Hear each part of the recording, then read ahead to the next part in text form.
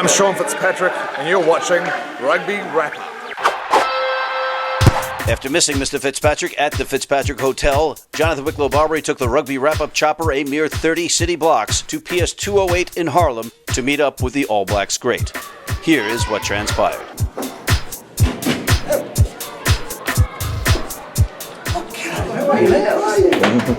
Hey, we're doing an interview. Why not? Hey everybody, Jonathan Wicklow Barbary for Rugby Wrap-Up here at PS 208 in Harlem with All Blacks legend Sean Fitzpatrick. Sean, welcome to the program. Fantastic to be here. Thanks for having me. You're an intelligent man, physically fit.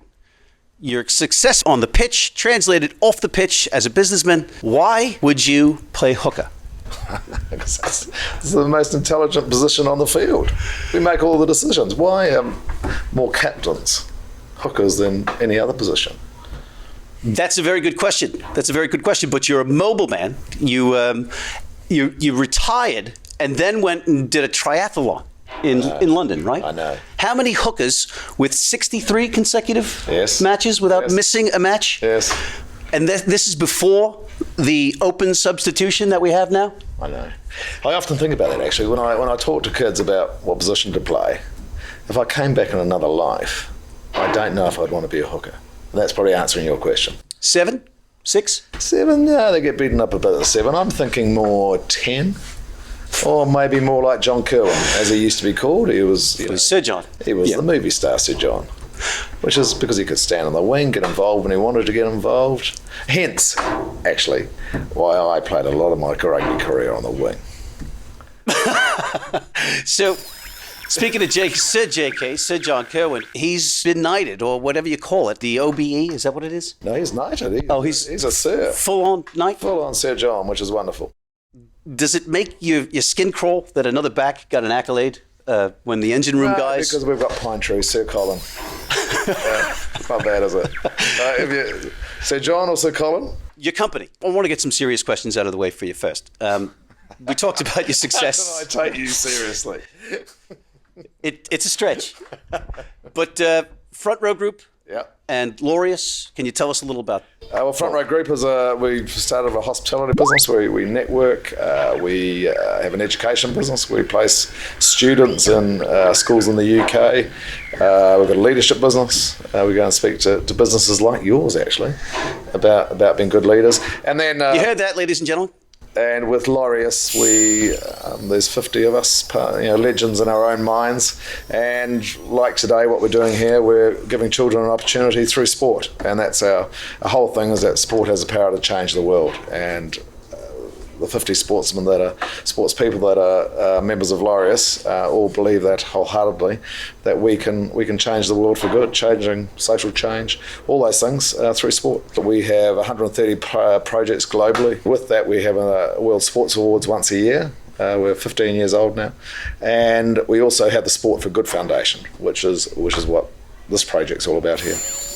Declan Yates, who is one of our senior contributors, infamously known as the dirtiest player to ever play the game of rugby, as called by Michael Jones, John Kirwan, Warren Gatland, Sir Graham Henry. He was a rambling, loosehead, prevaricated figure from Ireland.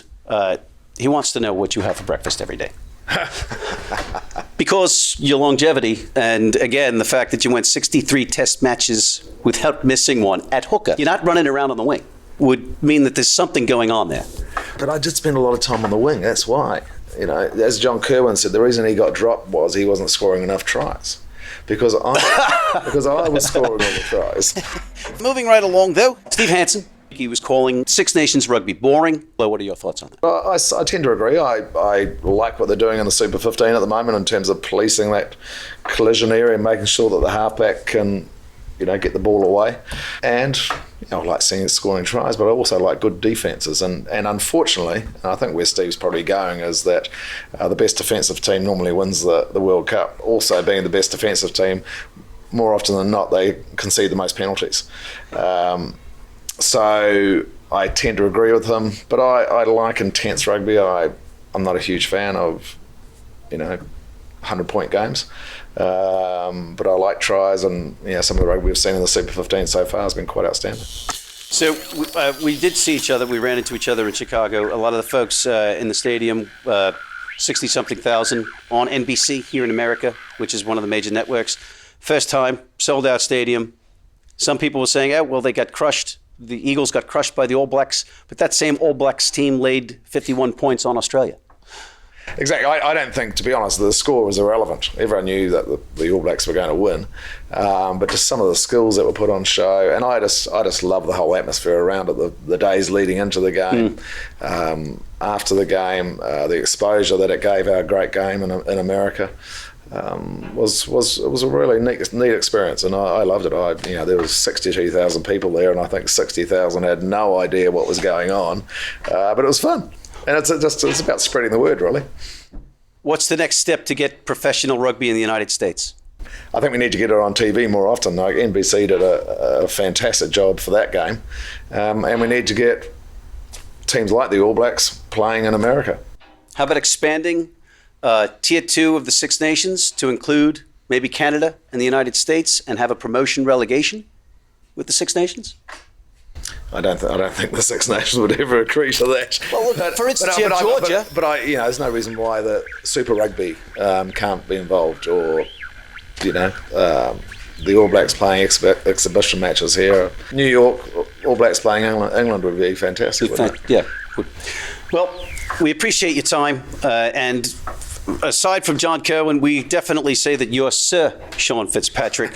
To us, certainly on Rugby Wrap Up, we thank you for your time and what you're doing for the kids especially, and we wish you nothing but the best. Thank you very much. Pleasure. Pleasure, sir. Thank you. Jonathan Wicklow-Barbary with All Blacks legend Sean Fitzpatrick at PS 208 here in Harlem for Rugby Wrap Up. Great. How's my hair? Good, man. Good. How's mine? Pretty good. It looks like that.